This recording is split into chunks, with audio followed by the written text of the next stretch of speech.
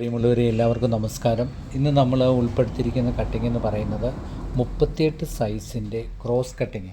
നമ്മുടെ സബ്സ്ക്രൈബർ പലപ്പോഴും നമ്മളോട് ആവശ്യപ്പെട്ട ഒരു സൈസായിരുന്നു 38ൻ്റെ ക്രോസ് സൈസ് ബ്ലൗസ് എങ്ങനെ വെട്ടണം, അതിനെപ്പറ്റി ഒരു വീഡിയോ ചെയ്യണം എന്ന് പല പ്രാവശ്യം പറഞ്ഞിരുന്നു. അപ്പോൾ നമ്മുടെ സബ്സ്ക്രൈബറിനെയൊക്കെ മാനിച്ചുകൊണ്ട് 38 സൈസിൻ്റെ ഒരു വീഡിയോ ചെയ്യുകയാണ്. ആ സൈസ് പ്രകാരം നമ്മൾ ബോഡിയിൽ നിന്ന് എടുത്ത മെഷർമെൻറ്റാണ്.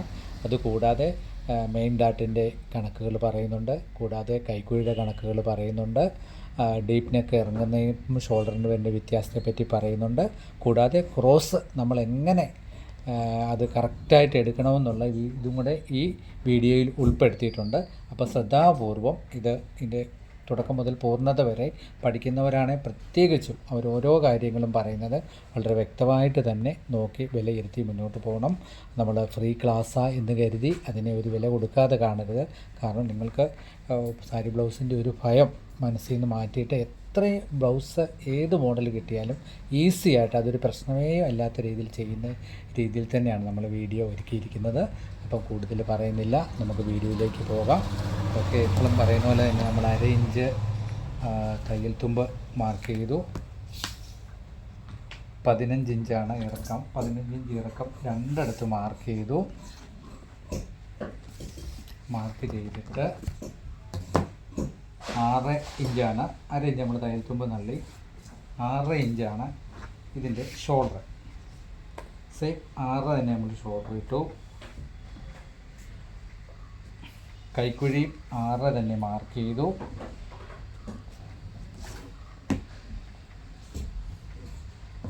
അപ്പോൾ 2.25 നെക്ക്. 8 ഇഞ്ച് തീർന്ന് കിട്ടണം. അതുകൊണ്ട് 7.25 ബാക്ക് നെക്ക് നമ്മളിത് ചെയ്തു.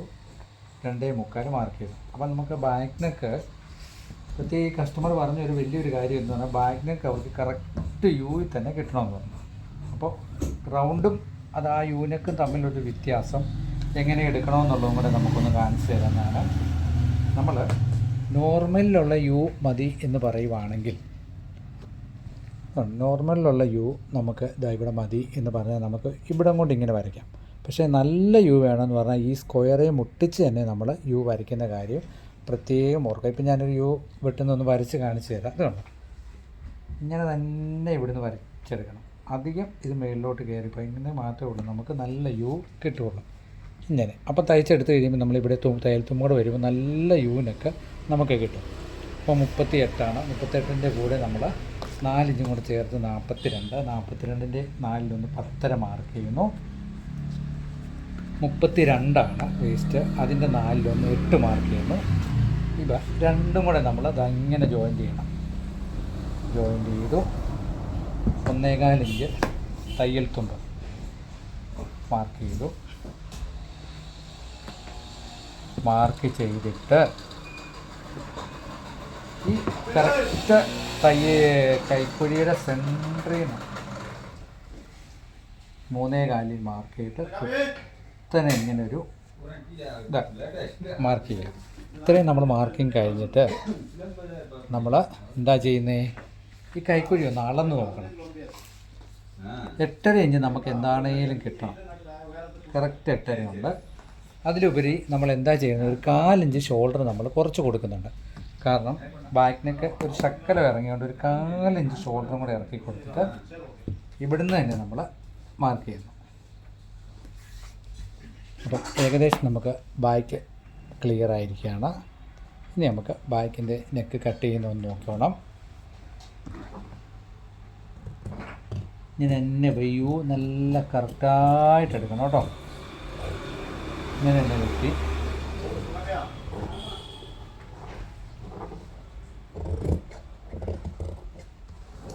കാലിഞ്ച് നമ്മൾ ഷോൾഡർ കുറച്ചു.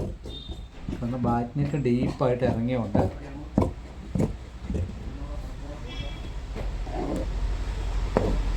ഇനി നമുക്ക് യഥാർത്ഥമായിട്ട് ആ ക്രോസ് കിട്ടുന്നത് എങ്ങനെയാണ്, ബാക്ക് പീസ് ക്രോസ് കിട്ടാനായിട്ട് നമ്മൾ ഇടുന്നതെന്നുള്ളത് ഒന്ന് പറഞ്ഞു തരാം. അപ്പോൾ ആ ക്രോസ് കിട്ടാൻ വേണ്ടി ബാക്ക് പീസ് ഇടുന്നത് വളരെ ശ്രദ്ധാപൂർവ്വം നോക്കുക കേട്ടോ. ഇപ്പോൾ നമുക്ക് കാണാൻ കഴിയും എത്രത്തോളമാണ് ബാക്ക് പീസ് നമ്മൾ കൊടുത്തിരിക്കുന്നതെന്ന്. ഇത് കണ്ടോ. അപ്പോൾ ഇതേ രീതിയിൽ ക്രോസ് നമ്മൾ ഇട്ടാലേ ഉള്ളൂ നമുക്ക് ശരിക്കുമുള്ള ക്രോസ് കിട്ടുള്ളൂ. ഇതുകൊണ്ട് തേര് പീസ് ഈ സ്ഥലത്ത് വന്നു, ബാക്ക് പീസ് നമ്മൾ ഇങ്ങനെ തന്നെയാണ് ഇടുന്നത്. അപ്പം നമ്മൾ എന്താ ചെയ്യുന്നത് പറഞ്ഞാൽ നമ്മൾ കറക്റ്റ് 4 ഇഞ്ച് ഈ ഭാഗത്ത് തുമ്പ് കൊടുക്കുകയും 1.5 ഇഞ്ച് ഈ ഭാഗത്ത് താത്ത് വെട്ടുകയും ചെയ്യും. അതാണ് അതിൻ്റെ ഒരു രീതി. അപ്പോൾ നമുക്കൊരു കാര്യം ചെയ്യാം. ആദ്യം 4 ഇഞ്ച് കൊടുക്കുന്ന തയ്യൽ തുമ്പ് കൊടുത്തത് ഇങ്ങനെ ഒന്ന് മാർക്ക് ചെയ്യണം.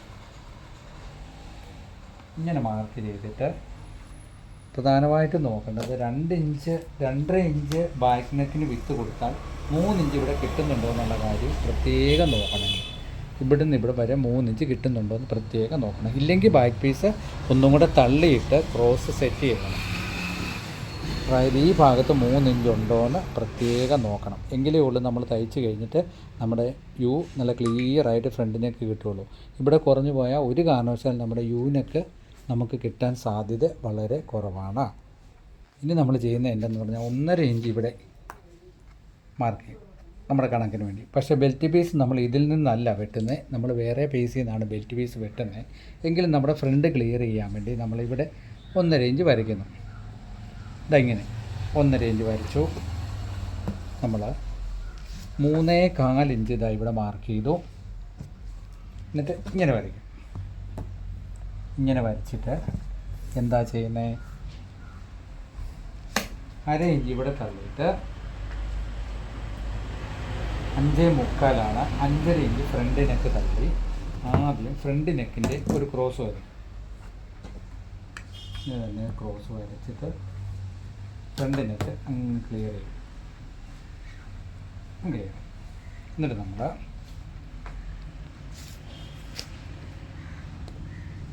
4.25 ഇഞ്ച് ഇവിടെ കൊടുക്കും. 4.25 കൊടുത്ത് സ്ട്രെയിറ്റ് ഇങ്ങനെ ഒരു വര വരയ്ക്കും. ഈ വര. എന്നിട്ട് ഈ വരയിൽ നിന്ന് മുകളിലോട്ടേ ഉള്ളൂ നമ്മൾ ഫ്രണ്ട് പീസ് വെട്ടുള്ളൂ.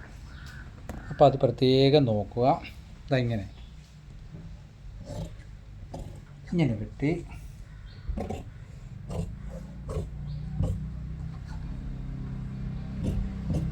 നല്ലപോലെ ഫ്രണ്ട് നല്ല കൊഴിച്ചെടുക്കണം. എങ്കിൽ മാത്രമേ ഉള്ളൂ നമ്മൾ തയ്ച്ചെടുത്ത് കഴിയുമ്പോൾ നമുക്ക് യു കിട്ടുള്ളൂ. ഇല്ലെങ്കിൽ വി മോഡലിലായി പോകും. കറക്റ്റ് കൈക്കുഴി അതേ മോഡലിലെടുത്ത് ഇങ്ങനെ ഇവിടെ കൊണ്ട് നിർത്തണം. നമ്മൾ ആ 4.25 ഇഞ്ച് വരച്ചില്ലേ അവിടെ കൊണ്ട് നിർത്തണം.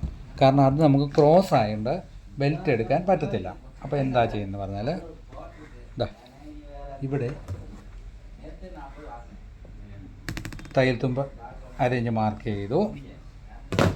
32 ഇഞ്ചാണ് നമ്മുടെ ബെൽറ്റ് പീസ്. 4 ഇഞ്ച് ഇവിടെ മാർക്ക് ചെയ്തു. 1.25 ഇഞ്ച് ഇവിടെ തയ്യൽ തുമ്പും തള്ളി. എന്നിട്ട് ഇതാ ഇങ്ങനെ വരയ്ക്കണം. ഇങ്ങനെ വരച്ചിട്ട് നമ്മൾ ബാക്ക് പീസ് മാറ്റുന്നു. മാറ്റിയിട്ട് ഈ നെക്കിൻ്റെ ഇവിടുന്ന് 1/2 ഇഞ്ച് മാറ്റി ടേപ്പ് ഇങ്ങനെ പിടിച്ച് ഒരു മാർക്ക് ഇവിടെ കൊടുക്കണം. മിനിമം നമുക്ക് ഒരു 3.25 4 ഇഞ്ച് ഇവിടെ കിട്ടണം. ഓക്കെ, 4.25 വന്നിട്ടുണ്ട്. അപ്പോൾ 10.25 ഡാട്ട് മാർക്ക് ചെയ്തു. 1/2 ഇഞ്ച് തുമ്പും പോകും. കറക്റ്റ് നമുക്ക് 3/4 ഇഞ്ച് ഇവിടെയും തള്ളി. എന്നിട്ട് ഇതുപോലെ തന്നെ സ്ട്രെയിറ്റ് ആയിട്ട് ഒരു ലൈനിങ് താഴെ വരെ വരയ്ക്കണം. വരച്ചിട്ട് നമ്മളെന്താ ചെയ്യുന്നു, ഇവിടുന്ന് ഈ 3/4 ഇഞ്ചിലോട്ട് ഇങ്ങനെയുള്ളൂ ഇത് കൊടുത്ത് കറക്റ്റ് ക്ലിയർ ചെയ്യണം. ഇതാണ് നമ്മുടെ ബെൽറ്റ് പീസ്. ഈ ബെൽറ്റ് പീസ് നമ്മൾ ഒരിക്കലും ക്രോസിൽ വെട്ടരുത്. അപ്പോൾ നമ്മൾ നെക്കൊക്കെ വെട്ടിയതിന് ബാക്കി തുണികൾ നമുക്കുണ്ട്. ആ തുണി എടുത്തിട്ട് നമ്മൾ അതേ കൃത്യമളവിൽ വേറൊരു തുണിയിൽ ബെൽറ്റ് പീസ് വെട്ടിയെടുക്കണം. മനസ്സിലായോ? ഇതാണ് ഇങ്ങനെ തന്നെ ബെൽറ്റ് ഇട്ടു. തേര് പീസ് ഉണ്ട്, ചില തേര് പീസൊക്കെ ഒന്ന് കറക്റ്റ് ചെയ്യണം.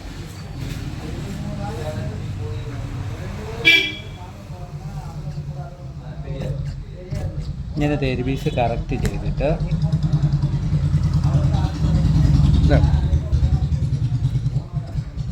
അപ്പോൾ നമുക്ക് കറക്റ്റ് ഈ ചോക്ക് പാട് അറിയാം ഇവിടെ ഇങ്ങനെ വെട്ടുമ്പോൾ.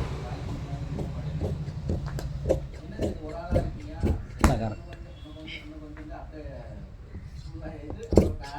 ഇത് എടുത്ത 1/4 ഇഞ്ച് നമ്മൾ ബെൽറ്റ് പീസിൻ്റെ അടിവശവും കളഞ്ഞിട്ട്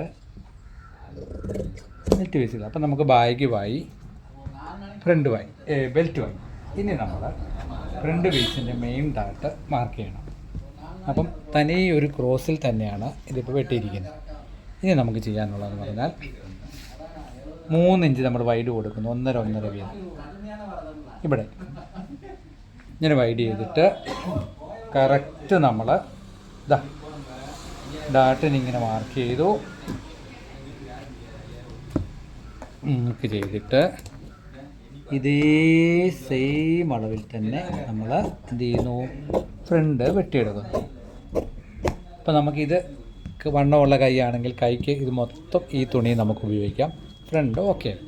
ഇനി 3/4 ഇഞ്ച് നമ്മൾ ഇവിടുന്ന് എടുത്ത് കളയണം.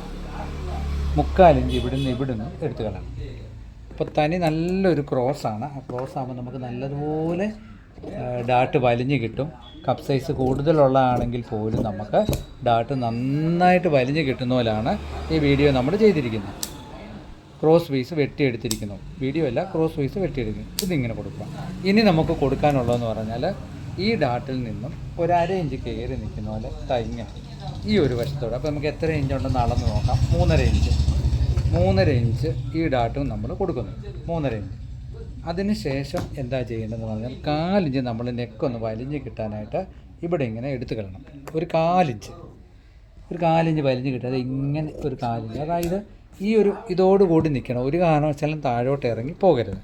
പിന്നെ 1.25 ഇഞ്ച് ഇവിടുന്ന് താത്തിട്ട് ഒരു 3/4 ഇഞ്ച് വരുന്ന പോലെ നമുക്ക് കൈ ഒന്ന് കുഴിച്ച് വെട്ടണം. കൈ കുഴിച്ച് വെട്ടുമ്പോൾ ഞാൻ പ്രത്യേകം പറയാറുണ്ട്, കത്രിക ടേബിളിൽ കൊള്ളിച്ചിട്ട് ഇങ്ങനെ തന്നെ 3/4 ഇഞ്ച് നമുക്ക് വരുന്ന പോലെ തന്നെ കത്രിക എടുക്കാതെ തന്നെ വെട്ടി വിടണം.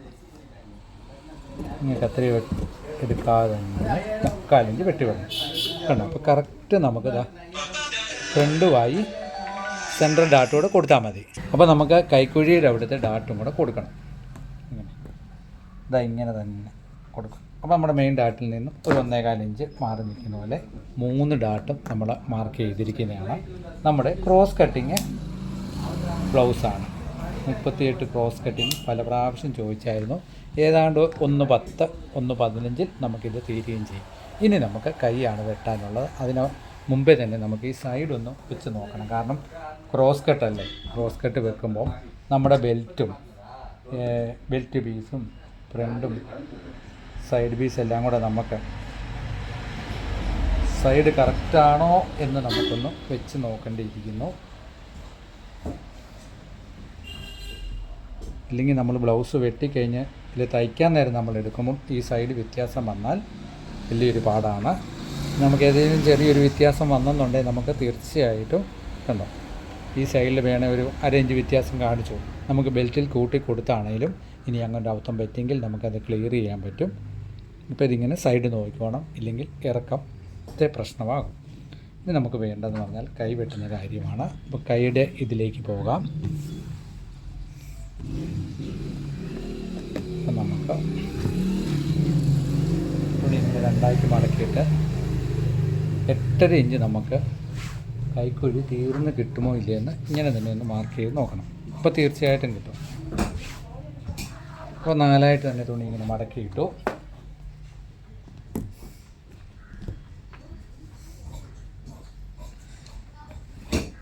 അര ഇഞ്ച് തയ്യൽ തുമ്പ് കൊടുത്തു.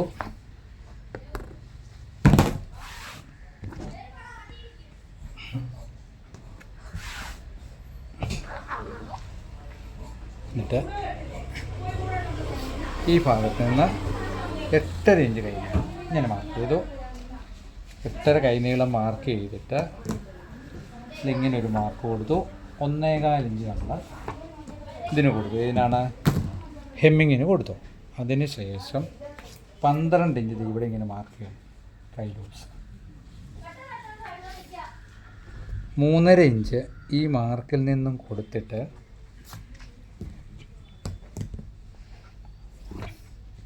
8 ഇഞ്ച് നമുക്ക് കിട്ടുമോ എന്ന് നമ്മൾ നോക്കണം. കറക്റ്റ് 8 ഇഞ്ച് കിട്ടും. അപ്പോൾ ഇത് ഇങ്ങനൊരു മാർക്ക്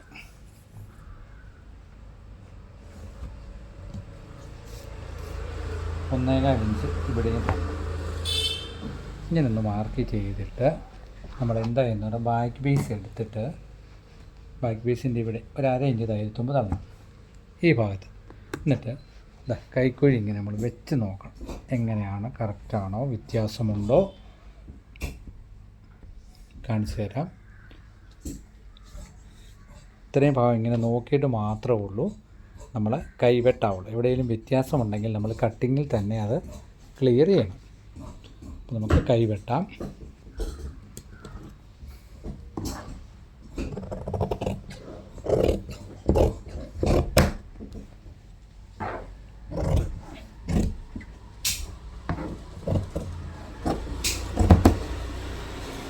കൈ വെട്ടിയിരിക്കുകയാണ്. ഇനി കൈയുടെ ഫ്രണ്ട് വെട്ടുന്നൊരു കാര്യം ഞാൻ കണക്ക് നിങ്ങൾക്ക് പറഞ്ഞു തന്നിട്ടുണ്ട്. 1.25 ഇഞ്ച് നമ്മൾ ഇവിടെ കൊടുക്കുന്നു, 2 ഇഞ്ച് ഇവിടെയും കൊടുക്കുന്നു. കൊടുത്തിട്ട് ഇതിൻ്റെ രണ്ടിൻ്റെയും നടുക്ക് നമുക്ക് 3/4 ഇഞ്ച് വരുന്നതാണ്. 5 ആണെങ്കിൽ 2.25 ഇഞ്ച് വരുന്നത് വേണം നമ്മൾ ഫ്രണ്ട് കൈയുടെ കുഴിച്ച് വെട്ടാൻ. ഇങ്ങനെ എടുത്തിട്ട്